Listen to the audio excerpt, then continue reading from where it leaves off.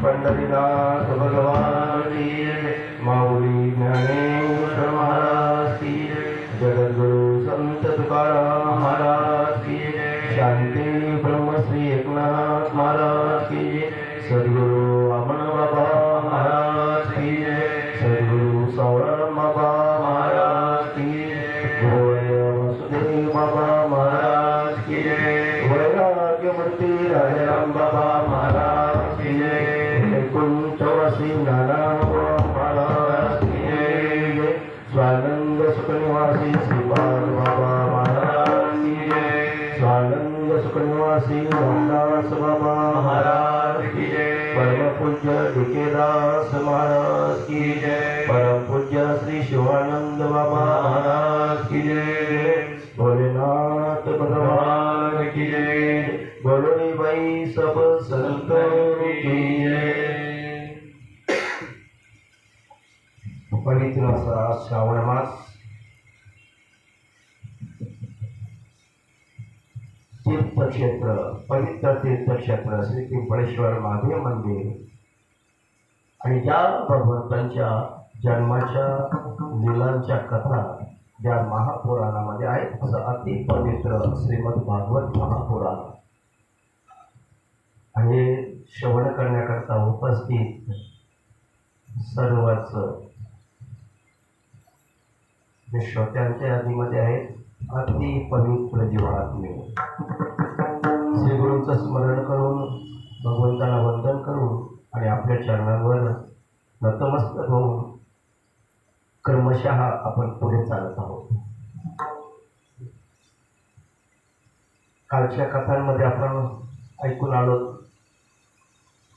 वंशावळ प्रत्येकाची वंशावळ भगवान शिवजींनी दक्ष प्रजापतीच्या यज्ञामध्ये केलेली ती नासधूस वीरभद्राच्या माध्यमातून आपली एक जटा आपटली. शिवगणांनी सांगितलं आईसाहेब आपल्याला सोडून गेल्यात ध्यानाच्या माध्यमातून त्या आपल्या देहाला अग्नीमध्ये विलीन करून गेल्यात. भगवान शिवजींचा क्रोध अनावर झालाय. त्यांनी आपली एक जटा जमिनीवर पृथ्वीवर आपटली आणि त्यातून 1000 हात ज्यांना होते ज्यांना 3 डोळे होते असाच एक वीर पुरुष 11 विकराल रूप धारण केलं. पर्वत एवढं उंच पर्वतापेक्षाही स्वर्गाला त्याचा हात लागेल असा अवाढव्य पुरुष बाहेर आले तर त्याचं नाव वीरभद्र. ह्याला शिवजींचा पुत्र म्हणून सुद्धा गणलं जातं. सगळ्या देवता भगवान शिवजींना शरण येतात. तेव्हा दक्ष प्रजापती भले त्याच्याकडनं चुकून झालं असेल तर तुम्ही थोडे चक्रवर्ती आहात, तुम्ही शरण येणाऱ्याला प्रत्येकाचा सांभाळ करताय म्हणून याला माफ करा. आणि भगवान शिवजी माफ करतात. दक्षाचं डोकं आता सापडत नाही, ते अग्नीमध्ये जळून गेलेलं आहे आणि म्हणून भगवान शिवजी सांगतात ठीक आहे त्याला बोकडाचं त्या मेंढ्याचं डोकं बसवा. बाकीच्यांना जो तुमच्या गणांनी जी मारहाण केली भृगु ऋषींची दाढी उपटली त्यांनाही बोकडाची दाढी लावा म्हणून. त्या पुशाचे दात पाडलेत त्याने कोणाच्या दातातून पावलं कोणाकोणाला काय काय इजा झाल्यात त्यांनी कोणाकोणाचा संग करून त्यांच्या माध्यमातून ते कसं ग्रहण करायचं अशा कथा आपण ऐकता पुढं मैत्रेयजी आणि विदुरजी यांचा संवाद फार गोड वळणावर येऊन पोचलाय. त्यानंतर सतीमातेनं पुन्हा एकदा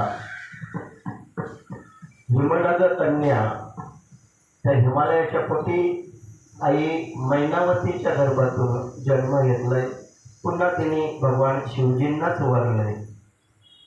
मध्येच विदुरजी प्रश्न विचारतात, मैत्रेयी मी असं ऐकलं होतं मागं तुम्ही मग ते तिथेच थांबलं होतं. मग आता शतरूपा आणि मनू यांचा वंश पुढे कसा चालला? तुम्ही ज्या कथा सांगितल्या त्यांच्या 3 मुली आणि 2 मुलं असं सांगितलं होतं. फक्त एकाच मुलीबद्दल तुम्ही सांगितलं जिचं नाव देवहूती होतं आणि ती कर्दम ऋषींना तुम्ही समर्पित केले होते. स्वयंभू मनुष्य पुत्र असलेले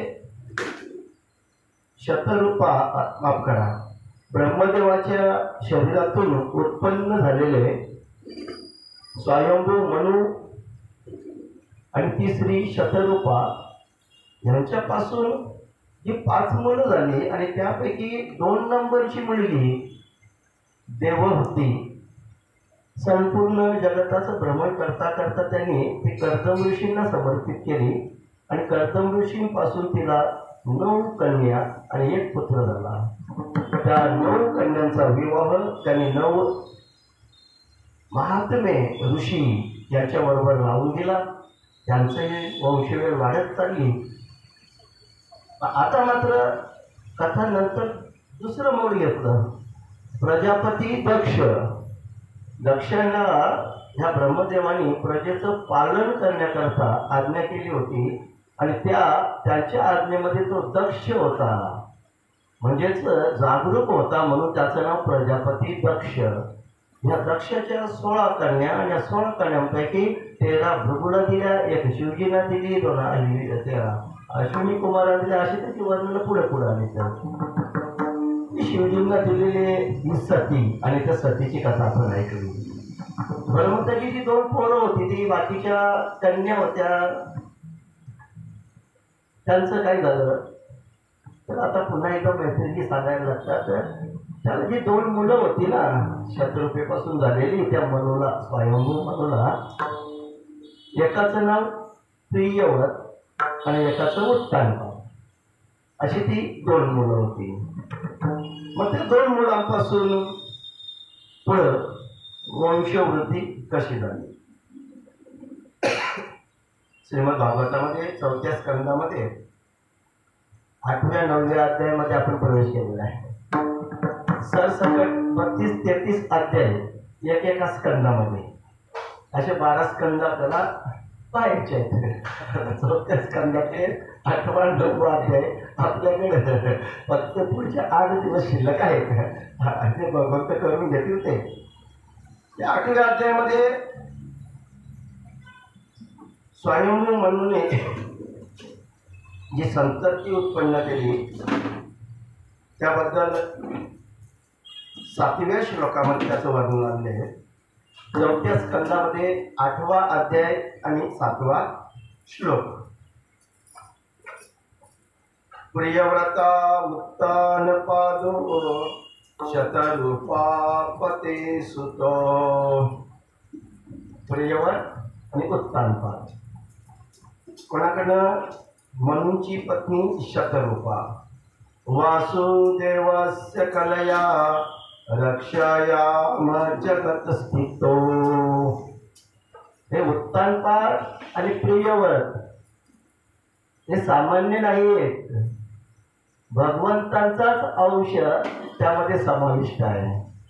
अशी 2 सुपुत्र तिने जन्माला घातले. बरं, मग त्याच्यापैकी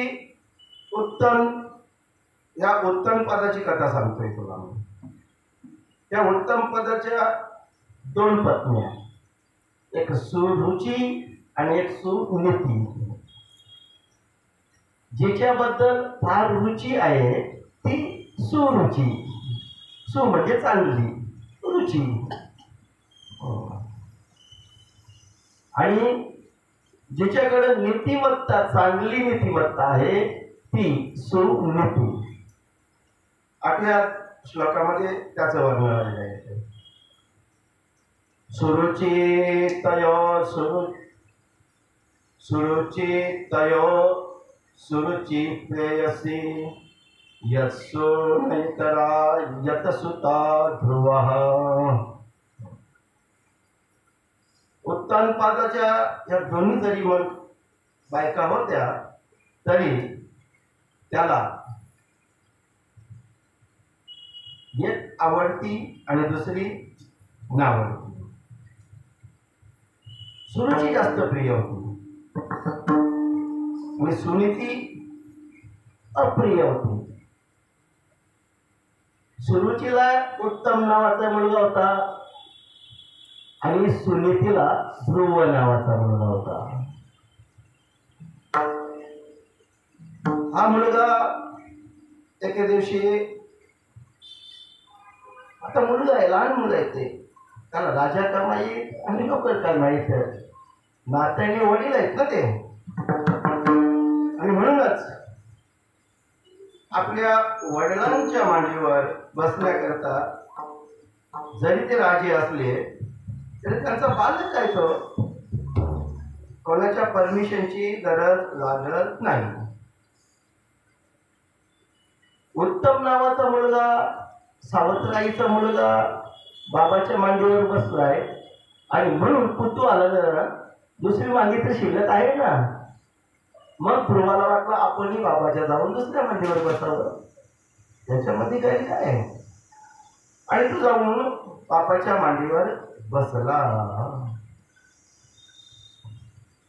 आता जिचा मुलगा अगोदर बसला होता ना, तिच्या अंतःकरणामध्ये द्वेष उत्पन्न झाला. तिचं म्हणणं असं होतं की ह्या राजाच्या मांडीवर बसण्याचा अधिकार फक्त माझ्याच मुलाचा, सवतीच्या मुलाचा नाही. द्वेष केला तिने. तुला इथं मांडीवर किंवा राजसिंहासनावर बसण्याचा अधिकार नाही. कारण काय, तर तू माझ्या पोटी जन्माला नाही आलास, असं ती सावत्राई म्हटली त्याला. लहान लेकरो, त्याला कुठे माहीत कोणाच्या पोटातून जन्माला आलं तर बसायला मिळेल म्हणून. तिने द्वेष केला. तू माझ्या पोटी जन्माला नाही आलास, तू कुठल्या तरी दुसऱ्या स्त्रीच्या पोटी जन्माला आलास. माझ्या पोटी जन्माला आला असतास तर तुला या राजाच्या मांडीवर बसता आलं असतं. द्वेष केलाय. एक काम कर, तुला जर सिंहासनावर बसण्याची एवढी हौसच असेल ना, तर जंगलात जा, तपश्चर्या कर, देवाला प्रसन्न करून घे आणि मग त्याच्याकडनं वरदान मिळवून घे. आम्हाला राजसिंहासनावर बसायची इच्छा आहे, राजाच्या मांडीवर बसायची इच्छा आहे. 5 वर्षाचं 6 वर्षाचं लेकरू होते. समजलं सगळ्यांना देव कोण आहे, तो कसा भेटेल, तपश्चर्या काय, कुठे त्याला विचारायला माहित आहे. पण द्वेष करणारी व्यक्ती ज्या वेळेला समोर येते ना, जरा सुद्धा मागचा पुढचा विचार नाही. द्वेषानं तिच्या ज्ञानाला जाणून भस्म केलेलं असतं त्या व्यक्तीच्या. म्हणून कोणाचाही द्वेष कधीच करायचा नाही. द्वेषानं आपलं ज्ञान जळून जातं आणि अज्ञानाचे निखारे असे धगधगायला लागतात मला जीव. लक्ष्मण दादा, आम्ही बऱ्याच दिवसापासून आपली वाट बघत होतो. आपल्या मराठील एक भजन सम्राट सगळेजण होतं, त्याला ओळखतात. पण सीताराम बाबांच्या नंतर आज आमच्या पेटोळे गावचे पाहिलं तर मी सगळ्यांनी लक्ष्मण दादांच्या बाबांना पण 90च्या आसपास असतील ना का, गोवर्धन बुवा 84 म्हणजे 90च्या आसपास 84 वय आहे. पण काय आवाज आहे त्याचा गोवर्धन बाबांचा. भजन सम्राट गोवर्धन बाबा यांचे चिरंजीव लक्ष्मण दादा या ठिकाणी उपस्थित आहेत. तुमचा आवाज कधी आमच्या कानावर पडतोय असं आम्ही आज जर होतो. त्यांच्याकडे ग्रंथाचं वाचन असतं दरवर्षी, त्यामुळे त्यांचा इलाज नाही. अजून एक कार्यक्रम आमचे अनंत बुवा बेतवडेवाले, त्यांच्या इकडे ग्रंथ असतो.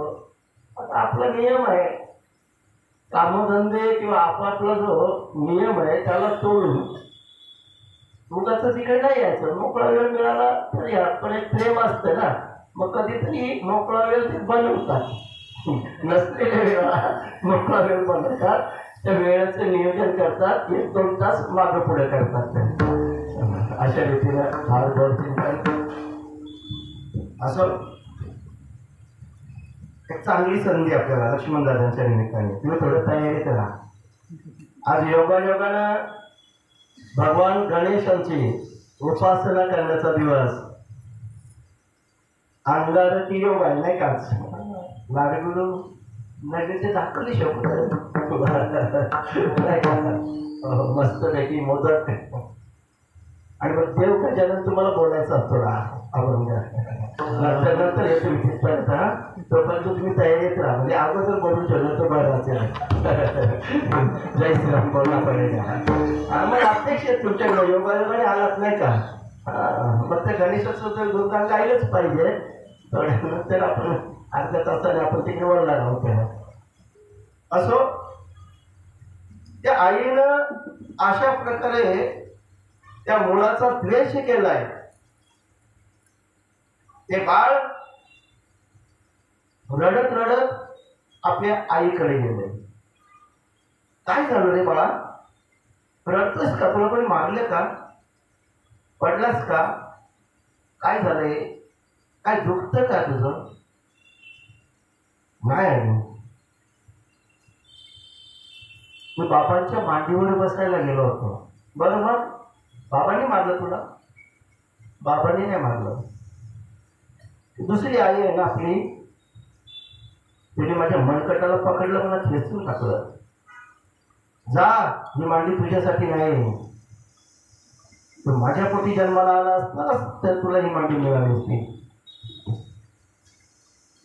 आई, का बरं असं होतंय? मी तुझ्या पोटी जन्माला आलोय, माझा गुन्हा आहे का? मी तुझ्या पोटी का जन्माला आलो नाही? आता आई ती काय सांगेल सांगा ना. आई सांग ना ग. पण मांडीवर बसू दिलं नाही. आणि तो उत्तम माझा भाऊ माझ्याच बरोबरचा आहे, तो कसा बसलाय?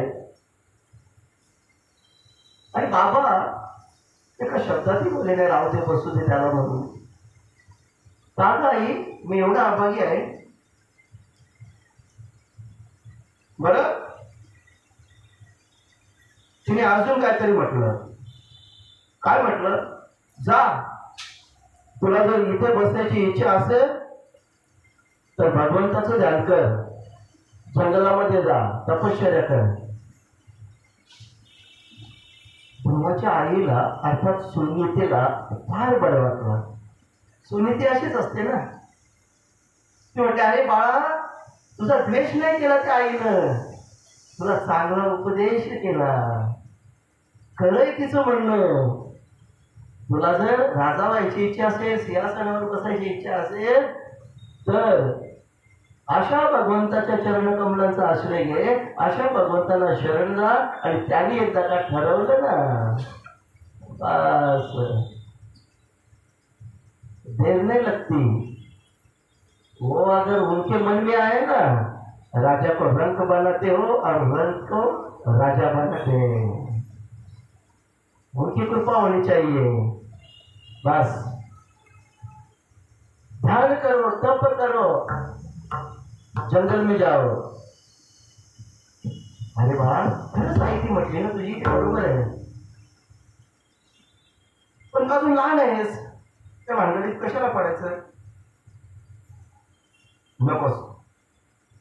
चल, तर मी काय खाया प्यायला घालते, मस्तपैकी खा पी, झोपू आपण. मस्त रात्र झाली का परत सकाळी उठल्यानंतर नको जाऊ तिकडे राजाकडे, जा खेळायला दुसऱ्या मुलांबरोबर, काय हरकत नाही. अशा रीतीनं तिने त्यांना समजवण्याचा प्रयत्न केला.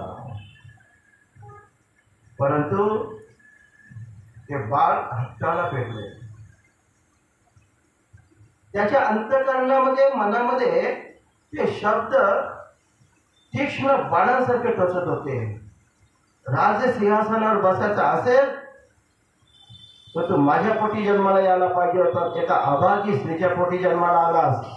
आणि अजूनही तुला एक संधी आहे, भगवंताची साधना तपश्चर्या कर आणि मग प्रसन्न झाल्यावर ते तुला वर देतील. मग त्याच्याकडनं खुशाल वर मागून घे.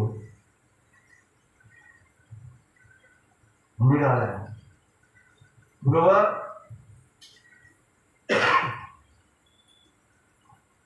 तावात जंगलाच्या दिशेने निघाले. या सगळ्या कथा मैत्रेयींच्या मुखातून विदुरजी ऐकत आहेत. मैत्रेयी म्हणतात,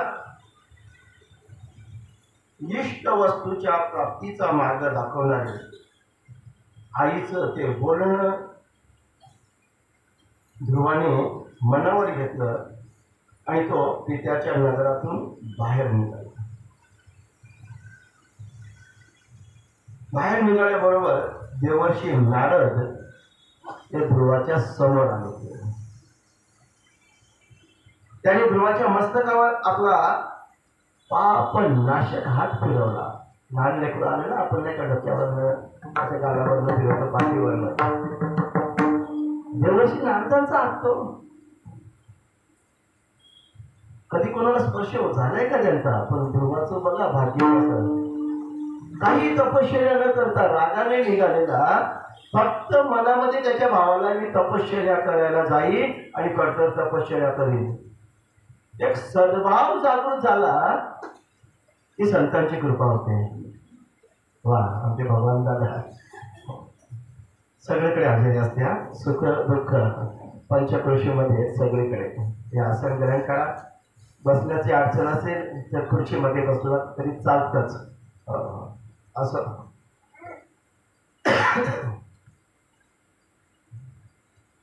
थोडस भजन करूया. अच्युतम केशवम कृष्णम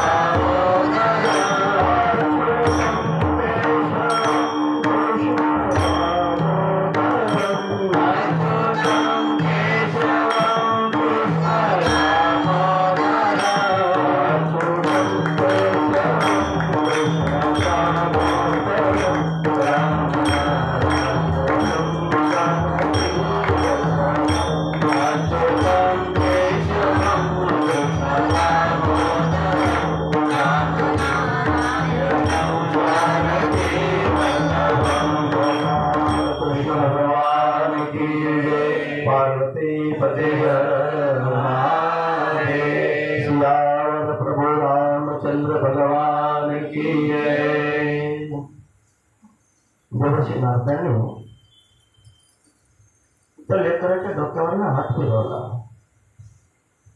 न जाणो यदा कदाचित असलेली नसलेली सगळीच पाप निघून गेले. आता तो शुद्ध अंतकरणाचा झाला. त्याच्यातला तो द्वेषही निघून गेलाय. देवर्षींचा हात डोक्यावर फिरवला, द्वेष राहीलच कसा. देवर्षी कधीच कोणाचाच द्वेष करत नव्हते. देवर्षी सांगतात, बाळा तुझं हे वय आहे ना, हे साधनेच तपश्चर्याचं वय नाही. या वयामध्ये तू खेळलं पाहिजेस. बालवय आहे तुझं. ते मान आणि अपमान, लहान लेकरांनी एवढ्या टोकाच्या भूमीकडे जायचं नसतं. लहान लेकर यायचं. मान आणि अपमान असं काही नसतं रे. आणि जर तू मान अपमानाच्या संबंधित म्हणत असेल तर मनुष्याच्या असंतोषाचेच म्हणजे अपमानाचे खरं कारण मोहाशिवाय दुसरं काहीच नाही. हा मोहच आपल्याला त्या मान आणि अपमानाच्या गर्तेमध्ये लोटत असतो. बाळा, संसारामध्ये प्रत्येक मानवाला आपल्या कर्मानुसारच मान अपमान मिळत असतो. संतांनी याचं वर्णन केलेलं आहे.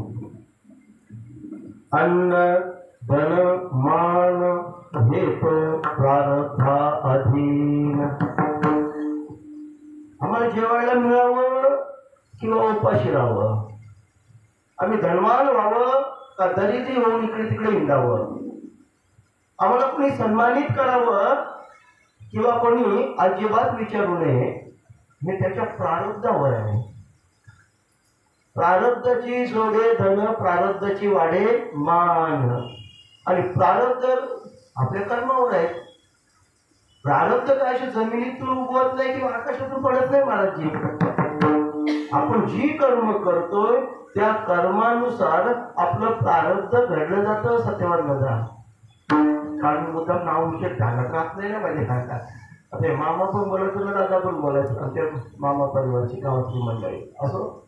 हरचंद्र मामा ग्रंथ तर वाचतात सगळीकडे आणि आपण रोजच सांगतो लोकांना, प्रारब्धाविषयी आता रडण्यापेक्षा आता असं कर्तृत्व करूया का पुढच्या वेळेला हे प्रारब्ध आमच्या हातात असतील.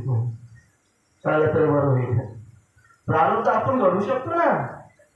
कारण ते प्रारब्ध कसं घडवायचं त्याच्याकरता ज्या आचरणाची गरज आहे ते आचरण संतांनी येऊन आम्हाला सांगितलंय.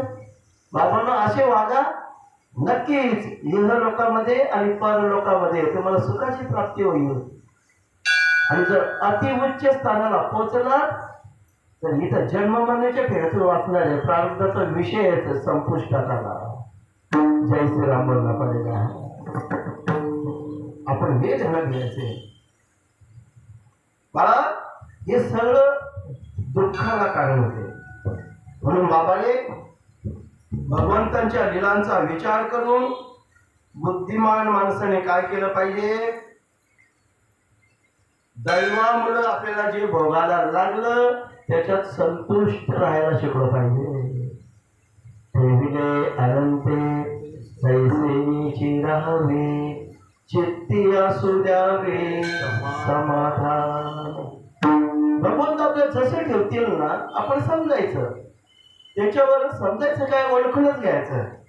आपल्या वाट्याला जास्त संकट आली तर समजून जायचं आमच्या मागच्या जन्मातली कर्म तशी असतील म्हणून संकट दुःख भोगतोय.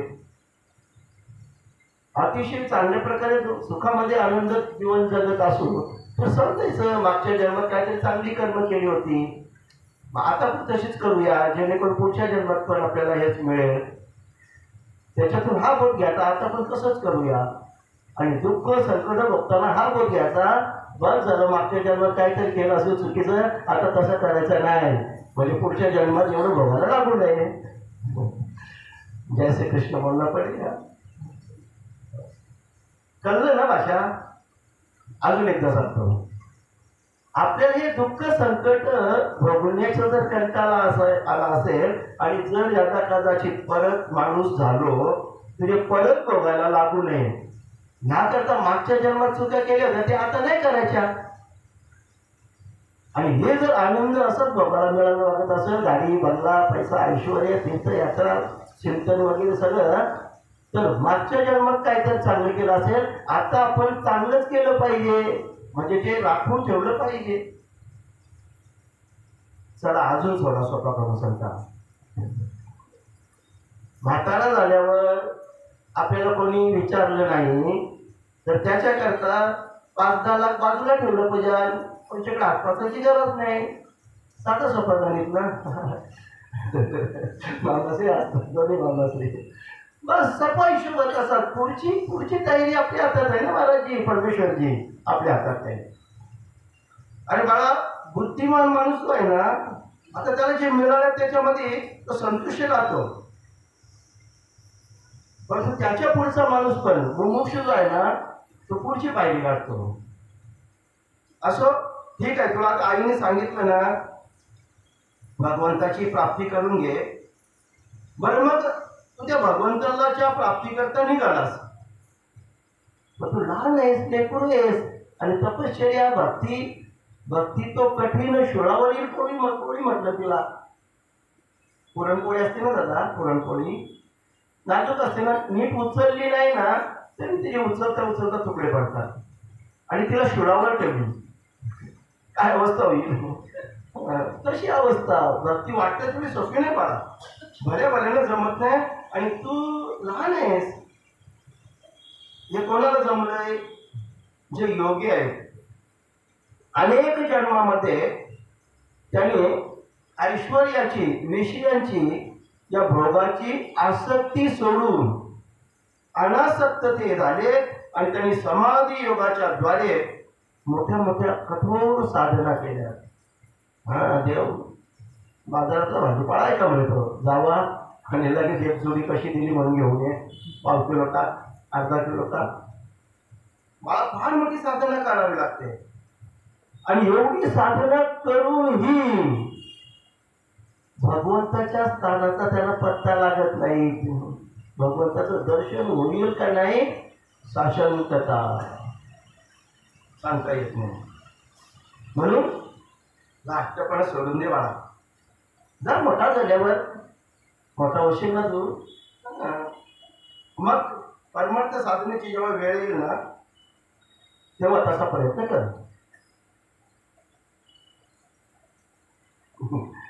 माझं मला असं नाही कर, हे नुसतं ऐकायचं नाही. ध्रुवाला सांगितलं ना, तर तू लहान आहेस, मोठा झाल्यावर असा कर. आपल्याला सांगितलंय, आपण पण मोठं झालो ना 40-50 वर्षाचं, मग असं करायचा. पटला तर बरं होईल. आता थोडा थोडा पटला, आता टुकट्यात. माणूस मोठा होत जातो ना, लहान लहान होत जातो, मोठा होत जातो. मग आपण त्याची अजून किती मोठा वाटतं सांगा बाबू? 50 झालं तरी अजून मोठं नाही झालं आपण, अजून कधी मोठं म्हणणार आहोत. मग डायरेक्ट रामनाम सत्य कितपत वाट बघायची का? नाही, थोडं मोठं झालं शांतपणा आला पाहिजे. मग त्यावेळेला भगवंताची भक्ती करायची. जा घरी जा, मस्तपैकी खेळ, सोडून दे डोक्यातला विचार, मस्तपैकी. याच्या डोक्यामध्ये ते भूत घुसलंय. तू कधी तीन सांग, मी आता कोणत्या प्रकारचं नाही, मला देवाला प्राप्त करायचंच आहे. ध्रुवाने निश्चय केलेला आहे. देवर्षी नारदांच्या समोर येतो. देवर्षी नारदांनी सांगून सुद्धा त्याचं चित्त या भोगाकडे, संसाराकडे वळलं नाही.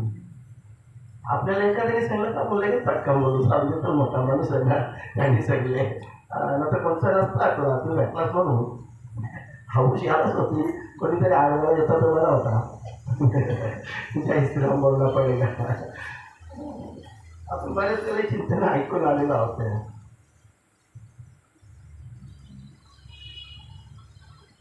असो, ध्रुव म्हणतात, आता ध्रुव म्हणतात बघा, भगवान सुख आणि दुःखामुळं ज्यांचं चित्त चंचल होतं त्यांच्यासाठी कृपा करून त्यांना शांती कशी मिळेल आणि ती शांती मिळवण्याकरता कोणता उपाय केला पाहिजे. बरं, मी अज्ञानी आहे, तिथपर्यंत पोचू शकणार नाही. भयंकर तुम्ही ती साधना सांगितली ती माझ्यानं होईल नाही होईल हे काय समजत नाही. आपण केलेला उपदेश आहे ना तर माझ्या डोक्यातही घुसत नाही म्हणून हे ब्राह्मण आता माझ्या डोक्यात काय घातलं ते ऐका. आता मला राजविद्येच्या खुर्चीवर न बसायचा. अख्ख्या त्रैलोक्यामध्ये असं पद मला मिळालं पाहिजे का जिथून कोणाची हलवायची हिंमत असणार नाही. आढळ पदावर बसायची इच्छा आता माझी. हे राजविद्या सोडून द्या, सिंहासन वगैरे सोडून द्या. लहान बालक 5 वर्षाचा बालक म्हणतोय. मी तर म्हणतोय एवढी बुद्धी तल्लक होण्याचं कारण संतांची भेट. साधू संत आताच आमचा संवाद एक 15-20 मिनिटापूर्वीचा राणे सर आहेत. राणे सर म्हटलं असं गप्पा मारता मारता खरंच वारकरी संप्रदायाच्या माध्यमातून फार छान काम चाललं या भागामध्ये. मी 30-35 वर्ष या एरियात राहतो. बरोबर तुम्ही कुठे शिकलात? कुठेच नाही.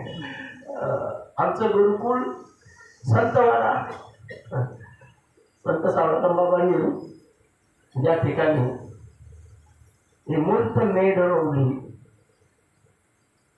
विठ्ठल मंदिर आमचं गुरुकुल तेच.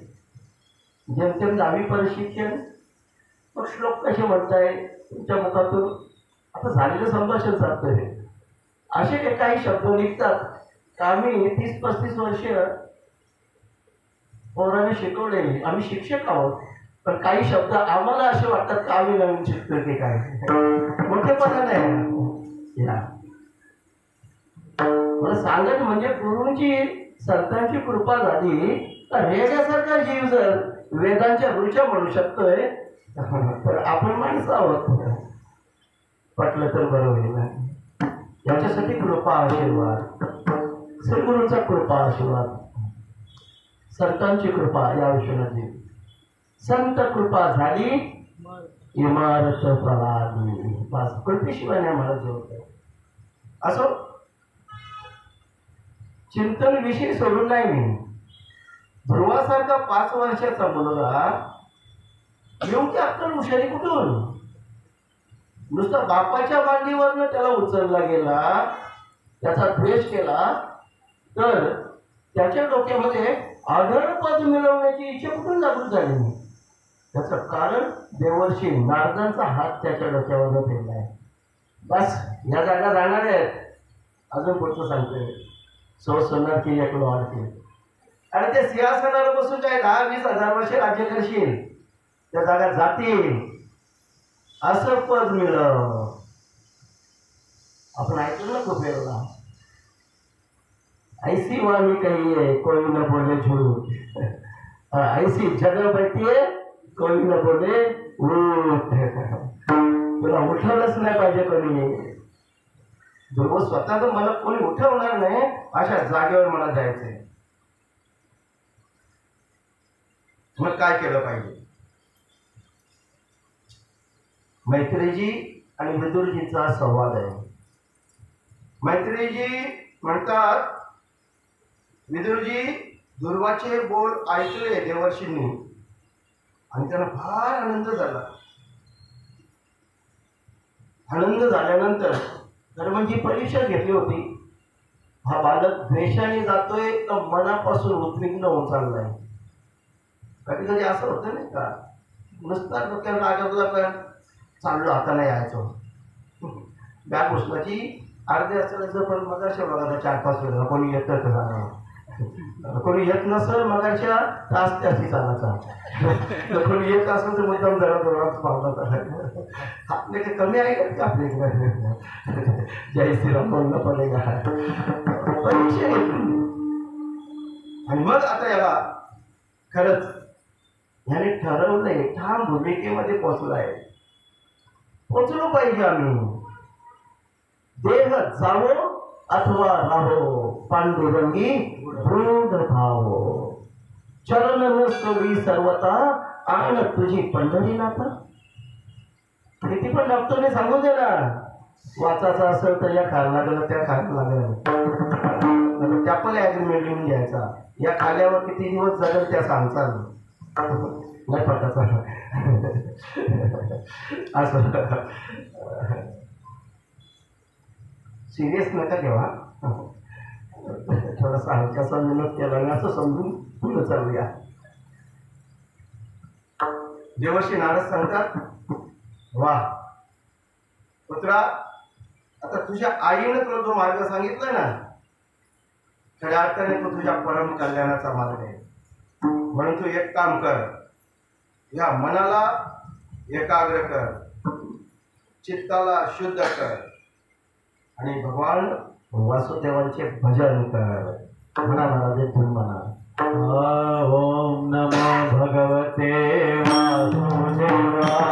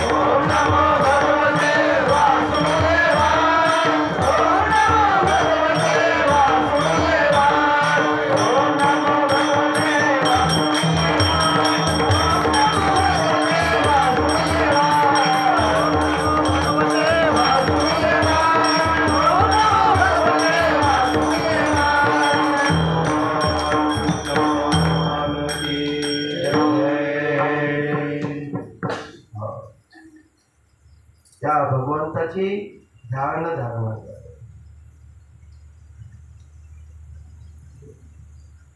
कसं बोलून येणार होतं महाराजांनी, तो अगोदर घेतला येणार आहोत तिथंच आपण. नाही बरोबर आहे, काही असं नाही. तर आम्ही असं ठरवलंय, सविस्तर सखोल बाबत ऐकायचं आम्हाला. त्यामुळे जेवढे चिंतन चांगली मांडता येतील तेवढी, कारण वेळेचं बंधन नाही ते आम्ही जुगारून टाकलं.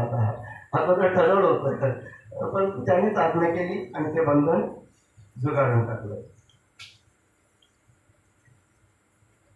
बाळा, तुला जर जीवनाचं उद्दिष्ट गाठायचं असेल तर तो मस्तपैकी त्या श्रीहरींचं नित्य ध्यान कर. आसन घाल, त्या भगवंताची मूर्ती डोळ्यासमोर आण. योगामध्ये सांगितल्याप्रमाणे पूरक आणि कुंभक रेचक प्राणवायूवर विजय मिळव. धैर्ययुक्त मनाने भगवंतांचे ध्यान कर. हे राजकुमारा, ध्यानाबरोबरच ज्या परमपूज्य मंत्राचा जप केला पाहिजे तो मंत्र तुला सांगतोय. मंत्राचा प्रभाव लगेच होणार नाही. सतत 7 रात्री या जपामध्ये घालवाव्या लागतील. 7 रात्रींचा कालावधी. मग त्यानंतर तो मंत्र तुला मी जो सांगणार आहे, आता जो लक्ष्मण दादांनी गाऊन दाखवला आपल्याला, 12 अक्षरी मंत्र. ओम नमो भगवते वासुदेवाय.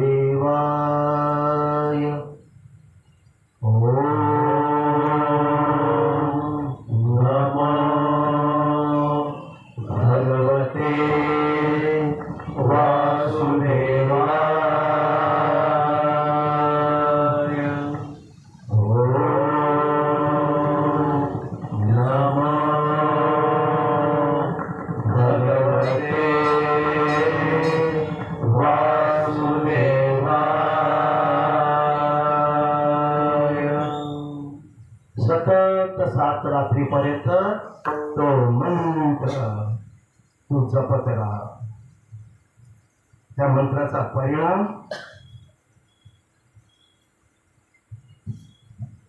कसा दिसू लागतो तर आकाश मार्गाने जाणारे जे खेचरांसारखे सुद्धा तुझ्या दृष्टीपथामध्ये येतील, त्यांना तू पाहू शकशील. समजायचं मंत्र आपलं काम करतोय. अजून काय करायचं, भगवंतांची मग त्यानंतर तू भगवंतांचीच पूजा करायची. हा, तुझ्याकडे ते द्रव्य असेल, ती साधनं असतील, ती सामग्री असेल तर तुला तेही करायचंय. प्रभूंच्या पूजनाकरता पवित्र पाणी, फुले, फळे, वनातील कंदमुळे आणि पूजेला योग्य अशी त्या झाडांची कोवळी पानं, वळकळले, तुळस इत्यादी त्या भगवंताला अर्पण करावे. पाषाणाची मूर्ती मिळाली किंवा नाही मिळाली, मूर्ती मिळाली तर मूर्तीची पूजा कर, नाही मिळाली तरी पृथ्वी माता, पाणी इत्यादी मध्येच भगवंतांची पूजा कर. ज्यावेळेला आपल्याला मूर्ती सापडत नाही ना पूजेसाठी, कुठे प्रवासात असाल, आपल्याला साधना करायची असेल तर पृथ्वी मातेला भगवंत समजायचं आणि तिथेच आसन टाकायचं, तिथेच त्याला ते गंध, फुलं, अक्षता गजेता व्हायचं, तिचीच पूजा करायची. नाही तर एखादं जलाशय असेल, एखादं तलाव, सरोवर, नदी, त्यांनाच देवता स्वरूप म्हणून त्यांची पूजा करायची. शांत चित्तानं मौन धारण करून राहावं. रानातीलच वस्तूंचा आहार म्हणून स्वीकार करावा. याखेरीज काय करायचं, जिथं भगवंतांच्या कथा सुरू असतील आणि ते कथा ऐकणार, त्या ऐकण्याकरता तत्पर असलो पाहिजे. मनोमन भगवंताचं चिंतन करावं. कुठलंही काम करत असू द्या, पण अंतःकरणामध्ये मात्र त्याचं चिंतन सुरू असावं. ज्ञानदेवा म्हणून जपमाळ अंतरी भरवली श्रीहरी जपे सदा, हे जमलं पाहिजे. कामामध्ये काम, काही म्हणा राम राम, सतत प्रभूंचं ध्यान आणि त्या ध्यानाच्या द्वारे आणि मोकळा वेळ मिळेल त्यावेळेला या द्वादश अक्षरी मंत्राच्या जपाच्या आधारे त्या भगवंतांना प्रसन्न करून घे. जर उपासकाला इंद्रियांच्या संबंधीमध्ये भोगातून वैराग्य निर्माण झालं तरच त्याने केलेली भक्ती उच्च स्थानावर पोहोचली असं समजावं. काय बरं, भगवंताच्या अशा रीतीने आम्ही भक्ती करायला लागलो तर हे वैराग्य, मान, अपमान, भोगाच्या वस्तू, शब्द, स्पर्श, रूप, रस, गंध, आमचे विषय, याची आसक्ती वाटता कामा नये. आसक्तीतून मुक्त होणं म्हणजेच वैराग्य प्राप्त होणं. मग वैराग्य प्राप्त व्हायला लागलं मग समजावं आपली भक्ती आता मस्तपैकी फुलली फलली. अशा रीतीने भगवंताचं भजन कर. नारदाने असा उपदेश केला त्यावेळेला ध्रुवाने त्यानं साष्टांग दंडवत घातलं. देवर्षी नारदांच्या भोवती एक प्रदक्षिणा केली आणि मग पवित्र अशा मधुवनामध्ये तो जाऊन घुसला.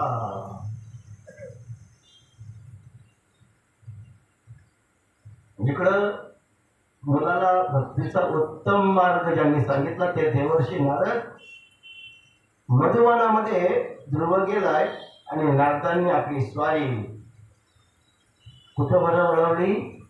त्याच्या वडिलांकडे. उत्तानपाद राजाच्या महलामध्ये आता देवर्षी नारद येऊन पोहोचले. श्री नारद म्हणतात, राजन, तुमचा चेहरा का पडलेला आहे? चेहऱ्यावर तुमचे हास्य किंवा तेज दिसत नाही. तुम्ही बऱ्याच काळापासून कोणत्या तरी विचारामध्ये मग्न, ती विचारांची अग्नी तुमचा चेहरा चाळत आहे असं मला लक्षात येतंय. तुमच्या धर्म, अर्थ आणि काम, मोक्ष तर शेवटला सांगितलंय. 4 पुरुषार्थ आहेत ना, धर्म, अर्थ, काम आणि मोक्ष. मग तुमच्यामध्ये आपले 3 पुरुषार्थ, जे धर्म, अर्थ आणि काम, या 3 पुरुषार्थामध्ये कुठेतरी कमतरता आली का? धीरवान पुरुष, राजे, मोठी माणसं, त्यांच्याकडे काही कमतरता असू चालत नाही. आणि कमतरता असेल तर अशा टेन्शन मध्ये ते राहतात. मग तुम्ही टेन्शन मध्ये आहात. देवर्षी नारदांचा हा प्रश्न उत्तानपाद राजाला आहे. राजाने त्यांना नमस्कार केलेलाच आहे. आता त्याचा आपल्या स्वतःच्या वर्तणुकीबद्दल पश्चाताप झालेला आहे उत्तानपादाला, आणि तो त्याची कबुली देतोय. कोणाकडं? देवर्षी नारदांकडं. उत्तानपाद राजा म्हणतोय, ब्राह्मण, मी स्त्री लंपट आणि मुजदई आहे. अरे, माझा अवघा 5 वर्षाचा मुलगा पप्पा पप्पा पप्पा करत करत माझ्या मांडीवर बसायला आला होता, आणि मी मात्र माझ्या आवडत्या पत्नीनं केलेला छळ त्याला रोखू शकलो नाही. माझा बाळ तो गेल्यानंतर मला असं आता त्याच्याविषयी अंतःकरणामध्ये दया उपजली. माझा बाळ कुठे गेला असेल? त्याने काय खाल्लंय की नाही? कुठे जंगलात जाताना तो भुकेने व्याकुळ होऊन रस्त्यात तर पडला नसेल? मुनिवर्य, या असहाय्य मुलाला वनामध्ये आहे एखाद्या कोल्ह्या कुत्र्यांनी लाडक्यांनी खाऊन तर टाकलं नसेल? पत्न्या 2 जरी होत्या तरी पण बाप मात्र एकच होता ना. त्याच्याच प्रियतेजातून जन्माला आलेलं हे बाळ होतं.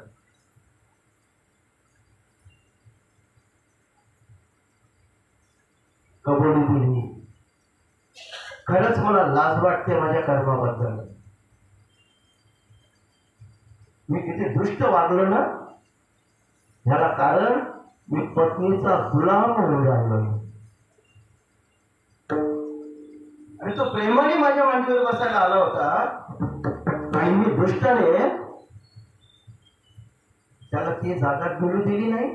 त्याला माझ्या मांडीवरनं असं खेचलं गेलं. मी जरा सुद्धा प्रयत्न केला नाही की नको त्याला उठू म्हणून. बसू ना 2 मिनिटं. देवर्षी नारदजी म्हणतात, राजा, तू बाप म्हणून तुला आता जो पश्चाताप झालाय तो योग्यच आहे. तू चुकीचं वागलंय, तुला पश्चाताप झालाय. पण एक गोष्ट आहे, देव तारी त्याला कोण मारी. बरं, तो विचार काढून टाक. जंगलामध्ये त्याला कोण वाचवेल? भोकेताने व्याकुळ झालेला कुठेतरी पडून राहील. कुठले हिंस्र पशु त्याला खातील. लहान जीव आहे, राजा तेरे समझ के पारे हो बात है, अभी तक तुम्हें मालूम नहीं ज्यांनी भगवंताला आपलंसं केलंय त्याचं कोण काय बिघडू शकेल. जाको राखे साईया नाही का आपण खूप गोष्टी ऐकलेल्या ते बस. आणि त्याच्या केसालाही धक्का लागणार नाही. तुला त्याच्या प्रभावाची कल्पना नाही. ऐक राजा, आता त्याला मी अनुग्रहित केलंय. देवर्षी नारद वंशाचे आणि त्यामुळं त्याचा दृढ विश्वास बसलेला आहे. तो किती तळमळीत आहे हे पाहण्याचा मी प्रयत्न केला पण नाही. दृढ निश्चय आहे त्याचा. आता तो असे काही कर्तृत्व करेल का सगळेजण तुम्ही आश्चर्याने त्याच्या कर्तृत्वाचं गुणगान कराल. आता तो मागे लगेच येणार नाही. त्याचे यश त्याची कीर्ती ही जगभर पसरली जाईल. तो सार्वभौम राजा होईल. अरे ज्या मुलाचा तिरस्कार केलास ना तू तोच मुलगा तुझं यश वाढवेल. देवर्षी नारदांचं बोलणं ऐकलंय आणि उत्तानपाद राजाला खेद वाटलंय. तो उदासीन झालेला आहे. आपल्या मनाला आवरण्याचा प्रयत्न करतोय तरी पण त्याला सतत ज्या मुलाला आपण झिडकारलंय त्या मुलाकडेच त्याचं मन जाते. माझ्या ध्रुवाचं कसं. इकडे ध्रुव ज्या मधुवनामध्ये गेलेले आहेत त्या मधुवनामध्ये यमुना मैयामध्ये त्यांनी स्नान केलं.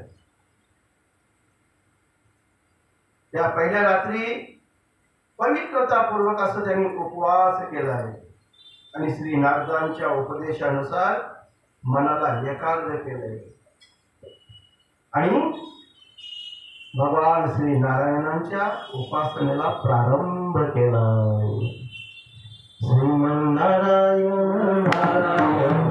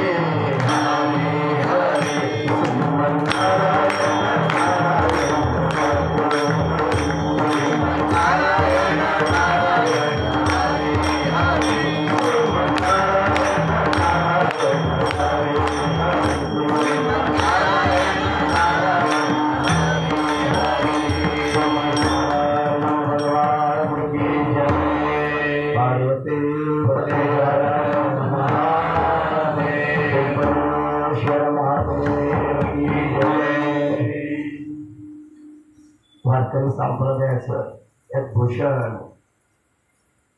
आतापर्यंत तब्येत बरी नसताना सुद्धा पाय सुजलेले असताना सुद्धा चौकदारकीच्या भूमिकेमध्ये आमचे रामभाऊ बाबा आयुर्वेकर इथे उपस्थित आहेत. असं एक चित्ताने भगवान नारायणांच्या त्या उपासनेला त्यांनी प्रारंभ केलेला आहे.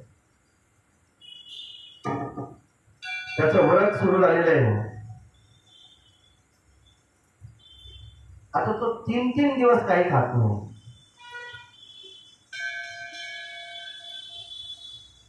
गंमत अशी आहे बऱ्याचशा गोष्टी नेहमी म्हणत होते सांगायला आणि ऐकायला फार फरक वाटतं. आपल्यावर करण्याची जबाबदारी आली ना. कालचा सोमवार 10:15 सोमवार रात्री आणि सकाळी अंगारकी एवढं असताना सुद्धा डोक्याला आवडू शकलो नाही. नाही उपास केला. नंतर असं वाटायला लागलं अंगारकी होती ना केलीची तर बरी झालीस ती. माझ्या स्वतःबद्दल बोलते. तर दुसरा दिवस सोमवारला लागून एकादशी आली तर मग गोवा लोकांची काय कंडिशन होतं त्याचे त्यालाच माहिती. नाही बोललेलं बरं. 5 वर्षाचा बालक याचं कारण पण तळमळीत नाही. आम्ही तळमळीत आहोत. म्हटलं तर बरोबर एवढं मोठा राजा जर प्रायश्चित्त करून कबुली देतात तर आम्हाला काय थोडीशी कबुली द्यायला हरकत आहे बाळाची. उगाच खोटा आहो तरी काय आलो. जय श्रीराम बोलणं पडेगा. जेवल्यानंतरही रात्री दुसऱ्या दिवसाचा उपास भारी पडतो. 2 उपास लागोपाठ आले तर धन्य तुम्हाला. तुमचा असेल नाही का 2 दिवसाचा होतं बोला तेवढे फक्त माहीत थोडं तुमच्या जवळ आहे माझ्याच जवळ आहे. त्याने ठरवलंय 3 दिवस काही खायचं नाही. 3 दिवसानंतर फक्त नाममात्र आहार घेत होता तो. 5 वर्षाचा मुलगा ध्रुव बाळ. त्याच्यानंतर किती खातो तर माहित आहे ना. आता एकादशी करा ना टिंबटिंब असं नाही. 3 दिवसामध्ये तो एकदा खायचा. तो पण फक्त कावलं ओरडायला लागल्यावर थोडं शांत करण्यापुरता निरोहापुरतं. तर काय खायचं माहिती आहे का जंगलामध्ये त्याला काय खायला आहे. बोरांचा शिजवण होता. बोरांचा बोरं खाऊन कुठं पोटा भरणार का सांगा ना. बोरं खाऊनच 3 दिवस राहायचं. त्याच्यानंतर दुसऱ्या महिन्यामध्ये 1 महिन्याभर त्यांनी तसंच केलं. दुसऱ्या महिन्यामध्ये त्यांनी डबल आपलं व्रत डबल केलं. 3 दिवसाच्या ऐवजी 6 दिवसात खायचं. 6 दिवसामध्ये काय खायचं माहिती आहे का. तुम्ही सगळ्यात ऍपल गोळा आणली असतील त्यांनी. 3 दिवसात गोळा खात होता तर 6 दिवसात ऍपल गोळा. तेव्हा त्यांचा आविष्कार नव्हता ऍपल गोळांचा. पण 6 दिवसानंतर फक्त तो ओलं गवत गवताच्या काही पात्या आणि झाडावर पडलेली अर्ध पक्व असलेली ती झाडाची पानं. भगवंताला किती दिवसाने 6 दिवसाने. दुसऱ्या दिवसामध्ये दुसऱ्या महिन्यामध्ये त्याचं व्रत कडक झालं. अजून 3रा महिना लागला. 3ऱ्या महिन्याने परत त्याने 3चा पाडा पाठ केला होता. 3 3 3 6 3 3 9. आता त्यांनी 9 दिवसानंतर काहीतरी खायचं ठरवलं. पण काय खायचं आता. खाणं बंद. फक्त पियाचा लस्सी अमूल मिल्क त्याला फक्त पाणी प्यायचं बस. पहिल्या महिन्यात उपास कसा केला त्यांनी. जरा थोडासा वामदे ना आपला तो संवाद. आता कथा ऐकल्याने गेले डोक्याने असं नको ना. पहिल्या महिन्यामध्ये तो 3 दिवसामध्ये फक्त बोराची फळं खायचा 3 दिवसात. दुसऱ्या महिन्यामध्ये 3 2 6 दिवसामध्ये गवताच्या काड्या आणि झाडावरनं पडलेली पानं. 3ऱ्या महिन्यामध्ये 3 3 9 दिवसानंतर तो काय खायचा. खायचा बंद. फक्त प्यायचं चालू केलं त्यांनी. फक्त पाणी प्यायचं. जमला आता 3 महिन्यापर्यंत आता पाणी झालं सगळ्यांचा. जय श्रीराम बोलला पाहिजे. आता याच्याकरता मला थोडं थोडं जाणार. सावकाश केलं तर आता जाणार थोडं थोडं. पुढच्या वर्षात तुम्हीच मला सांगाल आम्हीच करता तुम्ही बसा. आम्ही वाटच बघतो कोणीतरी येऊन बसावं आणि आम्हाला सांगावं आम्हाला ऐकता येईल. ऐकलेलं बरंच चांगलं जाणार होतं. वाचल्यानंतर विषय नंतर भगवंताची आराधना त्याने आता ती अजून कडक आचरणामध्ये 4थ्या महिन्यामध्ये आता बोला ना तुमचा 3 चोक किती द्या. म्हणजे तुम्ही हात जागेत असं समजा ना घराला गेले असं तसं तुम्ही घरा गेले तुम्हाला कसं समजत दिसाल इथे दिसाल. आता 12 दिवसांनी त्यांनी काय करायचं 12 दिवसांनी आता त्याने पिण्याचा पदार्थ बदलला. मग काय बरं प्यायला लागला तो फक्त वायुभक्षण. 12 दिवसानंतर तो फक्त ध्यानाच्या योगाच्या द्वारे वायुभक्षण करायला लागला. 12 दिवसात किती महिने झाले 4. समजून आवाज द्यायचा कोणीतरी. आता 5वा महिना उजाडला. 5वा महिना उजाडल्यानंतर काय बरं झालं आता तो बसलेला होता तो उभा राहिला. पण 2 पायावर नाही 1 पायावर उभा राहिला. 5व्या महिन्यामध्ये त्याने खाणं पिणं बंद. 1 पायावर खडतर उपासना त्याची सुरू झाली. एखाद्या जमिनीमध्ये रोवलेल्या खांबाप्रमाणे तो एकाच पायावर उभा राहिला.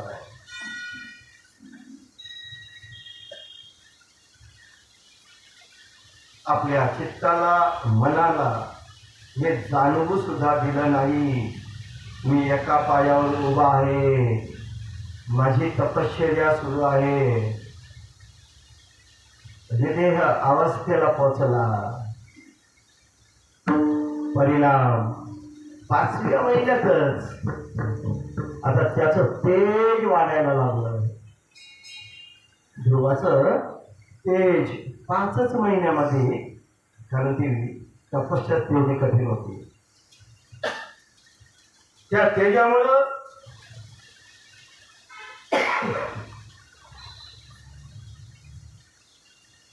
पृथ्वी आपण ऐकलं ना पृथ्वी कशावर आहे पाण्यावर. भगवंताने तिला पाण्यावर स्थिर ठेवली ना. बरोबर ही पृथ्वी आता हलायला लागली. जशी ती नौका पाण्यामध्ये स्थिर नाही राहत नाही का ती हेळकावी खात असते अशा प्रकारे आता ही पृथ्वी जगमगू लागली हेळकावे खाऊ लागली. ध्रुवाने इंद्रियांच्या द्वारे प्राण रोखून धरलं होतं. श्रीहरीचं ध्यान सतत त्याच्या हृदयात सुरू होतं. भगवंताची आणि त्याची आता अभिन्नता झाली होती. ध्रुवाने रोखलेला श्वास अख्ख्या जगाचा श्वास रोखला गेला. आता श्वास नसेल तर माणसं कशी जगतील. आपल्या इकडे चालतं त्या न्यायचा बाजूला कुठेतरी सिलेंडर लावायचा डॉक्टरला सांगता लागतं जर पैसे घे कमी तर मशीनवर दिसला पाहिजे ना तो व्हेंटिलेटरवर ठेवून. अरे हे दोघांना करा तुम्ही. अख्ख्या जगाचा श्वास रोखला गेलाय. चाललंय काय सगळ्यांचा जीव गुदमरलाय. मग आता ते बाबाकडे गेलं पाहिजे जो रक्षण करणार आहे भगवान विष्णू. सगळेजण घाबरलेत. श्वासोश्वास होत नाही आणि हे कशामुळे होते म्हणून सगळे देव भगवान श्रीहरींकडे गेले होते. जेव्हा तुम्ही रागावलात का सगळ्यांचा श्वास बंद करून टाकले. जगाचं कसं आम्ही याच्यापूर्वी असा त्रास आम्हाला कधीच झाला नव्हता. नक्की एमआयडीसी मध्ये कुठल्या कंपनीमध्ये स्फोट झालाय जयसिंग बोलना पडेगा. वेळ आपल्याला पण आहे तशी कधीतरी श्वास कुटुंबाला जाईल सगळ्यांचा एक कोणता थोडासा अनुभव आलेला आपल्याला असं फार वैज्ञानिक प्रकरण सुरू होतं नाही का ते सगळं हलवून टाका तयार पण अशा गुंडा तर मस्त समिती स्थापनकारी केली ना सगळं बरोबर होतं जय श्रीराम बोलला पटेल का समिती त्यांच्याच करता मला बस आता याच्यावर अभ्यास करण्याकरता एका समितीचं गठन केलंय आता तिचा अहवाल येईपर्यंत म्हणजे कोणता टाईम बदवला आता वर पोटा आपली टाईम वर बोलला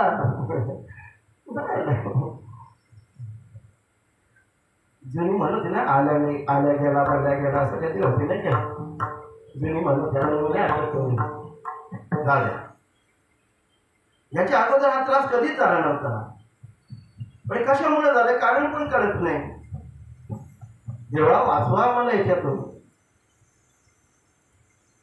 वाचवा देवा मला आणि तुम्ही नाही वाचवलं तर वाचवेल कोण तुमचं पूजन केल्यानंतर तुम्ही संकटातून तारता ना एकच रूपामध्ये आत्मस्वरूप गणेशू असं देवा तुझी गणेशू सकलात्मकी प्रकाशू मने निवृत्तीदासू अवधारित होती मुद्गल पुराण नावाचं एक पुराण आहे त्या मुद्गल पुराणामध्ये मुद्गल पुराण भगवान गणेशांचे भक्त असलेले मुद्गल स्वामी आता ज्या कथा आपल्या सुरू आहेत ना अत्री ऋषीजी आणि अनुसया माताजी यांच्या पोटी तिन्ही देव उत्पन्न झाले ब्रह्म विष्णू महेश भगवान दत्तात्रयांच्या मग नंतर ते चंद्र दुर्वास आणि दत्तात्रय अशी तिघ जण त्याला अत्रा नावाची एक मुलगी होती आणि त्या अत्रेचं विवाह या मुद्गल बरोबर झालं होतं आणि ते मुद्गल भगवान गणेशाचे उपासक मुद्गल नावाचं पुराण लिहिलंय फार मोठं एवढं पुराण आहे त्याच्यामध्ये सगळ्या स्तुत्या गणपतीविषयी गणेश भगवान कोण आहेत आता बऱ्याच जणांना असं वाटले गौरी आणि शिवांचा पुत्र शिवपार्वतीचा पुत्र पण शिवपार्वतीचा पुत्र असेल तर त्यांचं मन अगोदर आम्ही ज्या देवाची साधना करतो तो गणेश आहे म्हणे तो आमच्या पोटी यावा म्हणून आम्ही साधना करतोय पुराण अशीच एकमेकांमध्ये गुंतलेली असतात ती चेन असते ना चेन साखळी त्याच्यामध्ये ओळखायला येत नाही आता लॉक असेल तर ओळखा ना तर कुठला पुढं अगोदर न कुठला नंतर एकामेकामुळे तसं असते आणि मग आपल्याला म्हटलंय वेळेचा सदुपयोग करून घ्या आता कथा का चालत राहतीलच आमच्या माता भगिनींची अंधार ती फार जोरात आहे गणपती बाप्पांचा उपास आता थोडस मी तुम्हाला तुम्ही तुमच्या तयारीत राहा नसेल तर तो अभंग पाठ नसेल तर माझ्याकडे लिहिलेला आहे तोही देईन तुमच्याकडे हवा असेल तर घेऊन टाका अगोदर 40 चरणांचा तो अभंग लिहिलेला आहे याच्यामध्ये बरं आता थोडंसं इथूनच करतो तुमच्या बरोबर मला असं वाटतंय नेहमीच वाटतंय असं आरतीमधले प्रार्थनामधले काही शब्द आपण चुकीचे उच्चारतो आणि ते चुकीचे उच्चारल्यामुळं दोष नाही लागणार तसा कारण आपल्या ज्ञानानुसार आपण उच्चारतो माहीत असून चुकीचं उच्चारलं तर दोष लागतो भावनेनं उच्चार केला तर दोष नाही लागत असंही शास्त्राचं प्रमाण आहे पण का चुकीचं म्हणावं आपण एवढी वर्ष आपण अध्यात्माकडे परमार्थाकडे वळलेलो आहेत ना गणपती बाप्पाची आरती म्हणताना कोणाचा अपमान किंवा कमीपणा नाही आपण कुठे चुकतो कसे चुकतो आणि त्याच्यामध्ये बदल करून घेत नाही सुख करता दुःख अर्थ ही आरती बोलताना एका कडव्यामध्ये आपण लंबोदर पितांबर फणीवर बंधना सरळ सोंड वक्र तुंड त्रिनयना दास रामाचा वाट पावे सदना. बोला, संकष्टी पावावे. अजून लोक संकष्टी पावावे बोलतात. मोठी मोठी महाराज पण संकष्टी पावे म्हणतात महाराज. मग तो संकष्टीलाच पावे ना बाकी 14 महिनाभर काय मग 29 दिवस ज्यांनी संकष्टीला केली त्यांना संकटी पावावे असं तुम्ही विचार करावा. संकट काळामध्ये तो आम्हाला पावला पाहिजे. भगवान गणेशाचं 12 नावाने जे वर्णन केलं जाते तिथे त्यांच्या प्रार्थनेमध्ये सुमुखश कथंतश कपिलो गजकर्णका लंबोदरश्च विकटो विघ्ननाशो गणाधिपा धूम्रकेतुर्गणाध्यक्षो भालचन्द्र गजानना द्वादशतानि नामानि ये पठेत शृणुयादपि. 12 नावानं विनावनं. ती कधी घ्यायची? विद्यारंभे विवाहे च प्रवेशे निर्गमे तथा संग्रामे संकटे चैव विघ्नस्तस्य न जायते. कळलं असेल तुम्हाला. विद्यारंभे विवाहे च, विद्येचा आरंभ करताना विवाह प्रसंगी. प्रवेशे निर्गमे तथा, गृहप्रवेश प्रवासाला निघत असे निर्गमन करत असो. संग्रामे संकटे चैव, संग्रामाच्या वेळेला लढाईला जात असेल तर आणि संकट प्रसंग येत असेल तर म्हणून संकटी पावावे निर्वाणी रक्षावे. जमलं असतं थोडी सवय होते. पण अजून पुढची गंमत. जय देव जय देव जय मंगल मूर्ती व श्री मंगल मूर्ती.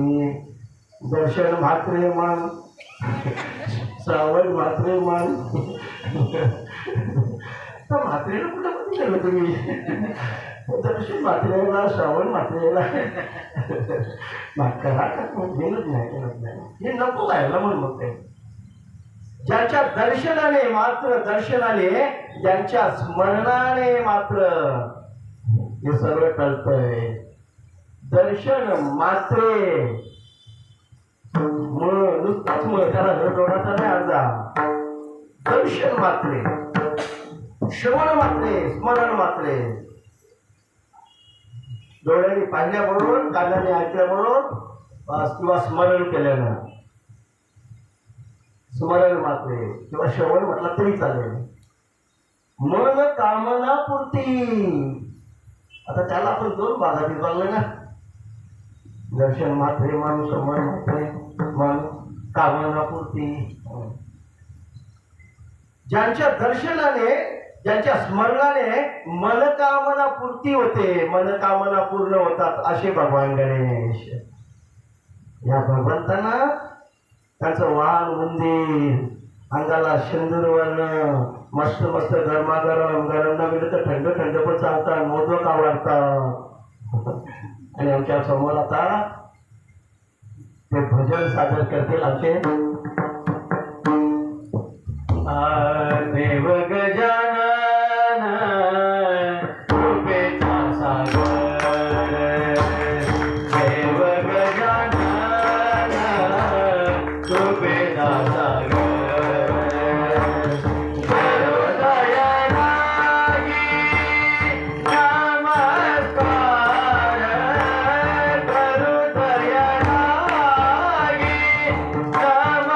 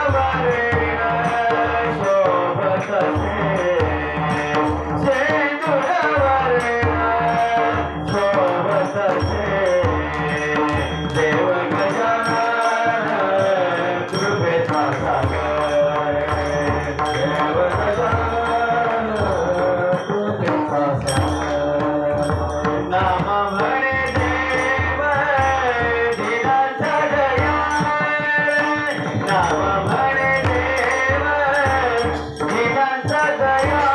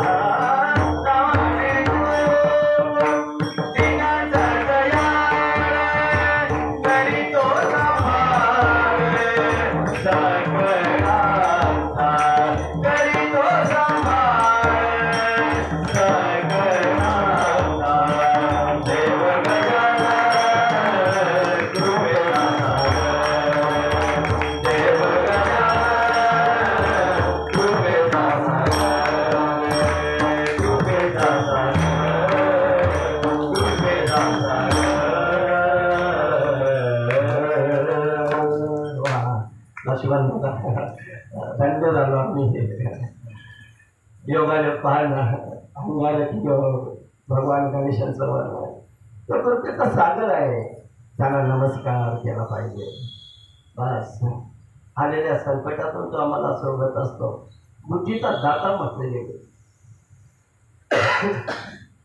आपण पवित्र असं ध्रुव चरित्र ऐकतोय श्रीमद भागवत महापुराणामध्ये या ध्रुव चरित्राला विशेष महत्व आहे महाराज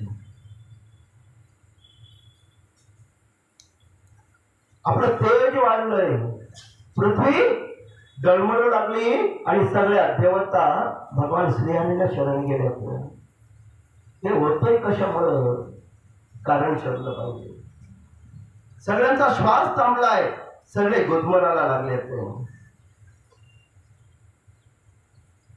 आणि मग त्याला कळलं एक छोटासा बालक अवघ वय किती अवघ 5 वर्ष 5 महिने खडतर तपश्चर्या मैत्रेयजी या सगळ्या कथा विनोदजींना सांगितलंय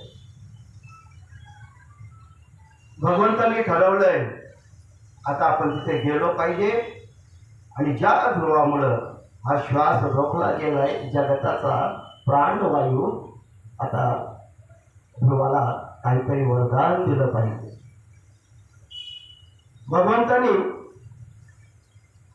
भगवंत ध्रुवाच्या समोर प्रकट झालेले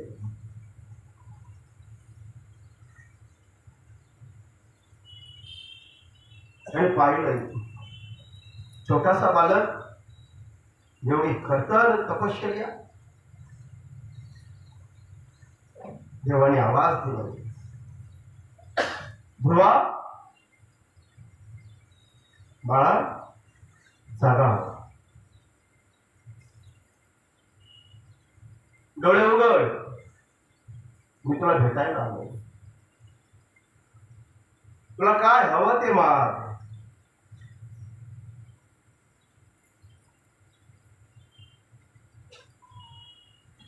अजूनपर्यंत ध्रुवाने डोळे उघडले नाही तो ते शब्द ऐकतोय भगवंताच्या मूर्तीला पाहतोय आणि त्याला असं वाटतंय की हा भास आहे प्रत्यक्ष भगवंत आहेत परंतु त्याने ती एकाग्रतेच्या मुळे झालं काय त्याला तो भास वाटायला लागलाय बाहेरचा आवाज त्याला काही येतच नाही त्याला वाटला आतूनच आवाज येतोय भगवंताचं रूप त्यांनी ते पाहिलंय आणि त्या रूपाकडे तो मोहित झालेला आहे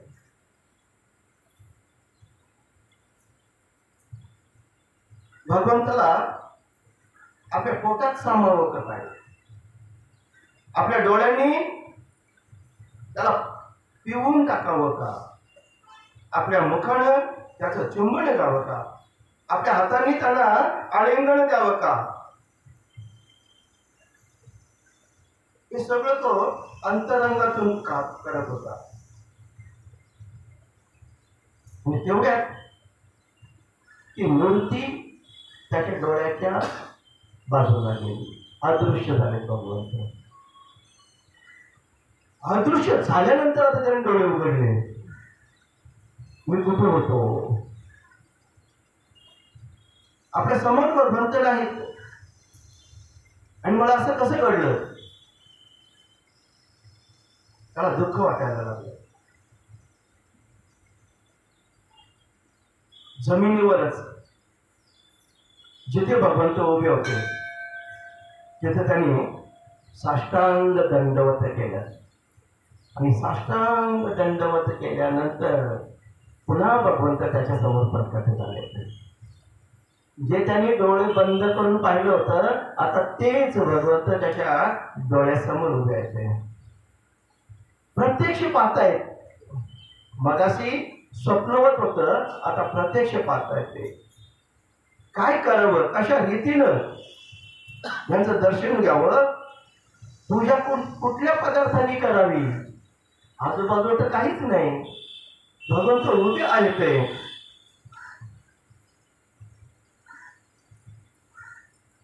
तिथे आणखी एक गोष्ट, अशी गोष्ट घडली. भगवंत, तुम्ही सिनेमामध्ये बघितलं असेल ना,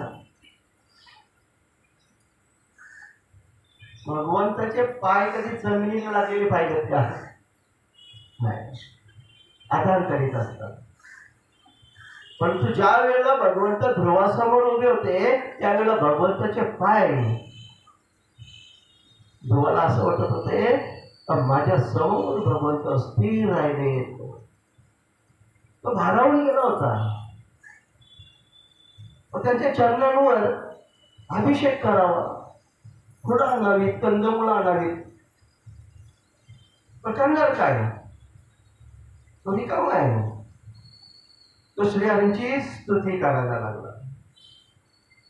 भगवान, आपण सर्व शक्तिमान, सर्व गुणांनी संपन्न आहात. आपण माझ्या अंतःकरणामध्ये प्रवेश केला होता आणि त्या प्रवेशामुळंच माझं तेज वाढलं होतं. आता तुम्ही माझ्या त्या सुप्त वाणीला जागृत केले. जे हात, पाय, कान, त्वचा इत्यादी जे इंद्रिय आहेत त्या इंद्रियांमध्ये आता नव चैतन्य निर्माण झाले. अंतर्यामी असलेल्या भगवंता, मी आपल्याला प्रणाम करतोय. भगवंताची स्तुती ध्रुवाने आरंभ केला आहे. भगवान, आपण एकटेच आपल्या अनंत गुणमय माया शक्तीने या संपूर्ण विश्वाची रचना करतात, त्यामध्ये प्रवेशही करताय. तरी त्या कुठल्याही गुणांचा तुमच्यावर कुठल्याही प्रकारचा प्रभाव होत नाही. तुम्ही नामानिराळे राहताय. निरनिराळ्या आकारांमध्ये तुम्ही स्वतःला धारण करताय, परंतु तुम्हाला त्या वस्तूचं, त्या पदार्थाचा कुठलाही गुण तुम्हाला शिवा सुद्धा नाही. आपण वेगळ्या वेगळ्या रूपामध्ये अवतार धारण करता. हे नाग सृष्टीच्या आरंभी ब्रह्मदेवाने सुद्धा अशाच प्रकारे तुम्हाला शरण येऊन सृष्टीची उत्पत्ती कशी करावी असा प्रश्न विचारला होता. ब्रह्मदेवाने त्या कमळाच्या खाली जाऊन जे काही पाहण्याचा प्रयत्न केला होता, त्यावेळेला तुम्ही त्याला तप कर असं सांगितलं होतं. आणि तप केल्यानंतर सृष्टी कशी रचना करायची त्याबद्दल तुम्ही त्याला अख्खं ब्रह्मांड दाखवलं होतं अंतर्मनामध्ये. हे दीनबंधू, जगातील कोणताही जीव असा नाही का ज्याचा जो आपल्या आश्रयाशिवाय जगू शकेल. मीही आपल्या आश्रयाला आलेलो आहे. फक्त कृतज्ञ व्यक्ती असेल ना तिला तुमचा विसर पडेल. कृतज्ञ आणि कृतज्ञ आपल्यावर ज्यांनी उपकार केले ते उपकार मरेपर्यंत ध्यानात ठेवून जगतो त्याला कृतज्ञ असं म्हणतात. आणि आपल्यावर ज्यांनी अगणित उपकार करून सुद्धा त्याला कसं झाला मोठा हत्याने नसता त्याला कसं चढी गेला. म्हणजे त्या उपकाराची परतफेड तर सोडाच, त्याबद्दल त्याचं गुणगान तर सोडाच, उलट त्याच्याविषयी कृतज्ञता उपकाराची जाणीव न ठेवणं. मग कृतज्ञ माणसाला तुम्ही नरकात पाठवता आणि कृतज्ञ लोकांना तुमच्या पायाशी झालेले आहेत. विषयी सुखासाठीच जे जन्म मरणाच्या बंधनामध्ये अडकले जातात, भगवंत आपण स्वतः कल्पतरू स्वरूप आहात. कल्पतरू काय बरं करतोय, जशी आपण कल्पना करावी गाडी मध्ये आपल्या हातात 15 मिनिटं लागते. आज मी मोबाईल घरी विसरून आलोय. आता मोबाईल मध्ये पटकन टाइम बघायचो, सावध करा. मला दिसते मग तुमच्या घड्याला पण दिसते. दादा तुमच्या हाताच्या घड्याला दिसते मला 6:06 झाले. आतापर्यंत नजर बरी आहे. आता मगारी डोळे लावायला पाठीमागे डोळे लावून उभी ती जणी काय हरकत नाही सहज. हाताला मजाही आहे, ते कमी जास्त 2-4 मिनिटं मागं पुढे असू शकतो म्हणून फक्त एवढंच. काय आपला नियम नाही तोडायचा. आपण 1-2 मिनिटं लवकर पण उशिरा नको. जय श्रीराम बोलना पडेगा. आता तर आपली हॅट्रिक आहे ना, 3रं वर्ष कथेचा. मग त्यामुळं नियम कसे तोडून जाणार. मोठी 2 वर्ष केली ना, आता 3रे वर्ष फोडून टाकले असं नको राहायला. ते कायमचं असंच राहिलं पाहिजे. वेळेबद्दल आपण दक्ष असलो पाहिजे. दक्ष प्रजापती नाही व्हायचं आपल्याला, पण कमी कमी वेळेबद्दल तर जय श्रीराम बोलना पडेगा. आम्ही लक्ष्मण दादा तुम्ही आल्यामुळे काय झालं, आम्ही बराचसा डिपार्टमेंट असं वाटतं का तुम्ही अजून मधून धुवून घ्यायला ना, तर आमचं असंच येडेगापड्यासारखे रस्ता चालू होता. राधे राधे राधे मुकुंद मुरारी.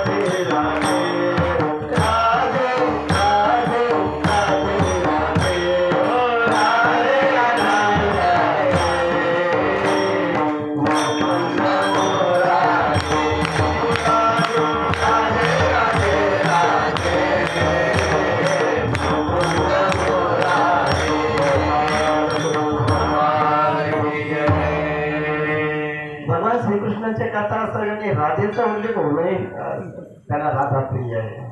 राधेच्या नावाचा उल्लेख केला त्याला फार बरं वाटतं. ध्रुव भगवंताची स्तुती करतात. ते भगवंत तुम्ही स्वतः मला जे दर्शन दिले, जे योग्यांनाही दुर्लभ आहे. आणि बरं आता ते बांधावर आले, त्यांना कळलंय हे जे सगळं घडलंय ना अवघ्या 5 महिन्यामध्ये, थोडासा विचार करूया ना. 5 महिन्यामध्ये त्या ध्रुवाने खडतर तपश्चर्याने साक्षात भगवंतांना आपल्या समोर उभं केलं. निश्चय दृढ असला पाहिजे, विश्वास असला पाहिजे. हो, विश्वास होता कधी स्वामी वरीच असता, असं असलं पाहिजे. असो तर अनंत मला आपण अखंड भक्तिभाव द्या. अजून काय द्या? विशुद्ध हृदय ज्यांचं आहे अशा महात्म्यांचा अर्थात भक्तांचा संग द्या. भगवंत वर द्यायला उत्सुक आहेत आणि ध्रुव काय मागतो? आला होता सुरुवातीला राजाच्या मांडीवर राजसिंहासनावर बसायला मिळाला पाहिजे. तेव्हा नारदांचा उपदेश झाल्यानंतर अशा जागेवर बसावं का तिथून कोणी हलवू नये. आणि भगवंताचं दर्शन झाल्याबरोबर सगळं बाजूला गेलं. आता तर वेगळंच काही मागायला लागला. तुमची गुणगान जे गातात, भगवंताची जी भक्ती करतात, तुमच्या भक्तीचाच महिमा गातात, अशांचा संग मला द्या. मग काय करेन? मी त्यांच्याच संगतीमध्ये राहीन आणि तुमचं गुण आणि तुमच्या लीलांचं कथामृत पिऊन धुंद होऊन जाईल आणि या सगळ्या प्रकारच्या दुःखांना ओलांडून जाईल. भगवंताच्या कथांमध्ये हे सामर्थ्य असतं. माय बापू, जीवनातील संकट दुःख कवटाळून बसण्यापेक्षा जिथे भगवंतांच्या या लीलांचं गुणगान होत असेल ना, तिथं आपण गेलो पाहिजे. मान अपमान आमंत्रण कोण याची वाट न पाहता आपल्याला कळलंय ना आपल्याकडे वेळही आहे आणि सहज शक्य आहे, तर अशा ठिकाणी आपण गेलो पाहिजे.